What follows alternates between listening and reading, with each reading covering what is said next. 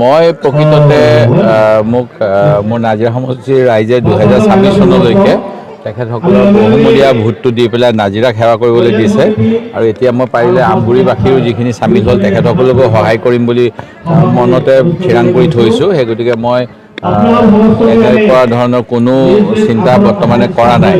আৰু দ্বিতীয়তে এই কথাটো বাতৰিটো একেবাৰে ভুৱা বাতৰি, কাৰণ আমাৰ সকলোৰে এটা নিয়ম আছে যে আমাৰ প্ৰাথমিক পৰ্যায়ৰ পৰা কোনে কোনে বিচাৰে, কাক কাক ৰাইজে বিচাৰিছে, এইবিলাক এখন তালিকা হয়। তালিকাখনত খুব সম্ভৱ অতি কমেও 3জনীয়া তালিকা হ'ব। তালিকাখন তাৰ পৰৱৰ্তী সময়ত প্ৰদেশ যি নিৰ্বাচনী সমিতি তেওঁলোকে তাতে বিবেচনা কৰিব। তাৰপিছত তেখেতসকলে কেন্দ্ৰীয় সমিতিলৈ পঠাব। এনেকৈ যদি ছিংগুল নাম পঠাব লগা হয়, আমাৰ যিটো কংগ্ৰেছ দলৰ এটা প্ৰক্ৰিয়া আছে গণতান্ত্ৰিক, সেই প্ৰক্ৰিয়াৰ ওপৰত মানে কুঠাৰঘাত কৰা হ'ব। আমি তেনেকুৱা কাম কেতিয়াও নকৰোঁ। এয়া এটা মনে সজা বাতৰি।